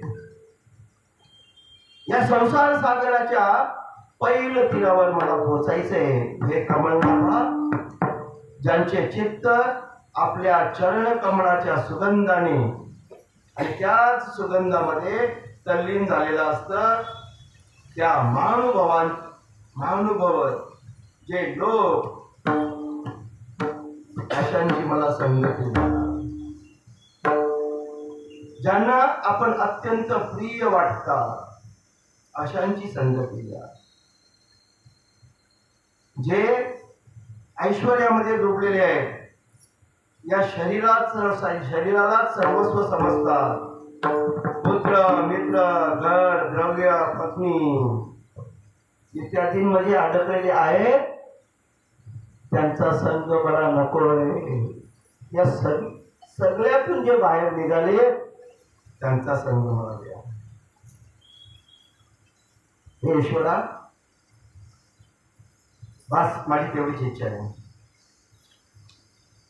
भगवान प्रातःकाली योग निद्रेमध्ये स्थिर असलेला जो परम पुरुष या संपूर्ण विश्वाला आपल्या उदरात लीन करून शेषाबरोबर त्याच्याच अंगावर शयन करतो, तसेच ज्यांच्या नाभी समुद्रातून प्रकट झालेले सुवर्णवर्ण कमळापासून ज्यांचं तेज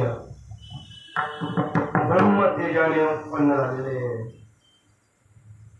असे लीलाधारी आपणच आहात. तुम्हीच या जगताचे सर्वस्व आहात. मी तुम्हाला नमस्कार करतोय. खूप मोठी स्तुती गुरुवाणी या ठिकाणी त्यांची केलेली आहे. विदुरजी सुद्धा या स्तुतीमध्ये दंग होऊन गेलेले आहेत. आता विदुर झोपला का काय असं मैत्रीजींना वाटलं आणि मैत्रीजी म्हणायला लागतात, विदुरा होत हो जाणारच ना. जेव्हा शुभ संकल्प असणाऱ्या बुद्धिमान ध्रुवाने भगवंताची स्तुती केली, तेव्हा भक्त वत्सल असलेले भगवंत हे सुद्धा त्या ध्रुवाची प्रशंसा करायला लागले. श्री भगवान म्हणतात, अरे बाळा, व्रताचे उत्तम प्रकारे पालन करणाऱ्या राजकुमारा, मी तुझ्या हृदयातील संकल्प जाणतोय. अशा पदाला तुला मी नेऊन ठेवणार आहे का तिथं दुसरा कोणी पोचू शकत नाही. तुझे कल्याण असो. बाळा, तू ज्या ठिकाणी राहणार आहेस ती जागा तेजोमय असेल, अविनाशी असेल आणि जिथे आजपर्यंत कोणी पोचलेला नसेल. भगवंत स्वतः देतात हे. मग मागता येईल आपली मोठी लिस्ट. एक उपास केला का लिस्ट चाललो आपण. विसरायला नको म्हणते, लिहून ठेवायचा. दुसरा उपास केला का जरा लिस्ट आणखी वाढली. 16वा उपासापर्यंत आपल्या लिस्टची अशी शक्ती वाढलेली असते ना, लंकेतल्या हनुमंतासारखी. कमीच नाही होत महाराज. पूर्णत्वात आपली व्रत सजावला जातात. न मागता हे सगळं मिळतंय. आपण फक्त या त्या स्थानाचं वर्णन करणार आहोत आणि आजची सेवा संपन्न करतो. ऐका बरं, चांगलं चिंतन घरी घेऊन जायचंय ना. ध्रुव बाळाला भगवंत कोणत्या जागेवर बसवणार आहेत? ही जागा अविनाशी आहे, ज्या जागेवर आजपर्यंत कोणीच पोचलेलं नाही. ज्यांच्या चारही बाजूनी ग्रह, नक्षत्र आणि तारांगण युक्त ज्योतिष चक्र अशा प्रकारे प्रदक्षिणा करीत असते. तर ज्या प्रकारे मळणी पेर त्याचा बैल नाही का घुमतो तो सगळीकडे, बस इथं तेच वर्णन होते. धान्य मळणीच्या खुंट्याला चारी बाजूनी बैल जसा फिरतो त्याचप्रमाणे अवांतर कल्पापर्यंत राहणाऱ्या या लोकांचा नाश झाल्यानंतर सुद्धा जो स्थिर राहणार आहे, कल्पच्या कल्प नाश होईल पण त्याला धक्का लागणार, ते स्थिर राहील, डगमगीत होणार नाही. तसेच तारांगणासहित धर्म, अग्नी, कश्यप आणि शुक्र आदी करून बाकीची नक्षत्र, सप्त ऋषीगण ज्यांची प्रदक्षिणा करतात तो ध्रुव लोक मी तुला समर्पित करतोय. भगवान श्रीहरींनी अशा प्रकारे ध्रुवाला कुठेशी प्लॉट दिला हे ध्यानात ठेवायचा. आणि मस्त त्याची उद्या त्याच्या पुढे काय हे ऐकण्याकरता कामधंदा सांभाळून काम सोडून नाही यायचं. असं सगळ्या उपस्थित त्यांच्या चरणी नतमस्तक करतो. हे सगळं आपल्यामुळे शक्य आहे. पिंपळेश्वर भक्त मंडळ फार छान आसन व्यवस्था, खानपान व्यवस्था, प्रसाद काजू बदामचा, चहा पान आणि छानपैकी बसायला जागेला खुर्च्या जाणं त्रास आहे. आम्ही तसं काही लोकांचा आम्हाला मनाचा आलो असतो पण 2 तास बसता नाही ना. पण तिथे या तर करा, मग समजा तुम्हाला खाली बसवतो, गादीवर बसवतो का खुर्चीवर बसवतो नाही का, या चालत चालत जसं वेळ मिळेल असं या भगवंताच्या कथांचं अमृतपान आपण असंच रोज करणार आहोत. मोजके दिवस आता थोडंसं नाराजी नाही का, नाराजी याच्यामुळं आता काउंटडाऊन सुरू झालं ना. एवढ्या दिवसात संपेल, एवढ्या दिवसात संपेल आणि आम्हाला तर वाटतं संपूच नाही का. आपण पुढच्या वर्षाची वाट पाहणार आहोत आणि सगळेजण पुढच्या वर्षी या कथा ऐकण्याकरता सुखरूप असणार आहोत. आपली शरीरही चांगली एकदम सुदृढ असतील आणि भगवंत आपल्याला लगेच काही तिकडे जाणार नाही. तर बोलतो तुमची जागा पिंपळेश्वरलाच आहे, तुम्ही अजून काही तिकडे जाऊ नका. मस्त त्याची छान भागवताची आरती होईल. आपल्यामुळे आसन व्यवस्था करा. 3 रांगा आमच्या माता भगिनीच्या, 3 रांगा आमच्या बंधू वर्गाच्या. ठाकूरजी को भोग लगाइए. सगळ्यांनी आणलेला प्रसाद, त्या प्रसादातला थोडा थोडा हिस्सा आपल्या बाळमुकुंदाकडे, गोपाळकृष्ण भगवंताकडे, ठाकूरजीकडे नैवेद्याच्या रूपाने येत असतं आणि ठाकूरजींनी तो प्रसाद ग्रहण केल्यानंतर आपण त्याचं वाटप करत असतो.